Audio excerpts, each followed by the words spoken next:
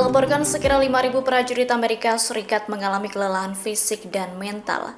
Kondisi ini terjadi selesai kapal induk USS Gerald R. Ford batal kembali ke negaranya dan justru dialihkan ke kawasan Timur Tengah. Akibat keputusan tersebut, ribuan prajurit itu stres, sebab masa tugas mereka diperpanjang hingga beberapa bulan ke depan. Faktor utama stres dikarenakan tekanan kerja yang tinggi. Selain itu juga dikarenakan rutinitas tempur siaga serta kekhawatiran akan kemungkinan konflik terbuka dengan Iran. Dilaporkan prajurit tersebut sebagian besar masih berusia 20 tahunan. Sejumlah prajurit mengaku frustasi lantaran waktu kepulangan tidak jelas. Hal itu terungkap dalam surat Komandan USS Gerald R. Ford, Kapten David Scarosi, yang ditujukan kepada keluarga awak kapal. Ia menyatakan masa operasi yang terlalu panjang juga berdampak pada kesiapan teknis kapal. Salah satu yang menjadi persoalan ialah gangguan pada sistem pembuangan limbah, yaitu sistem toilet berbasis vakum yang melayani sekitar 650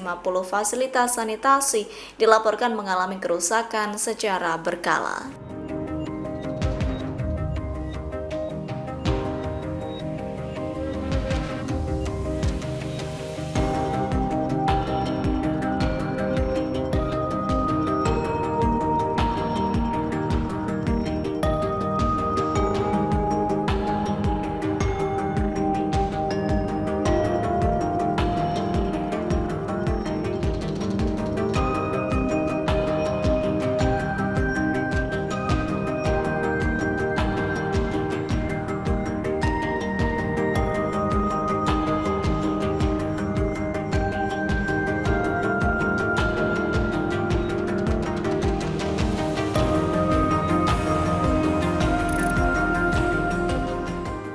Download Tribun X sekarang, menghadirkan lokal menjadi Indonesia.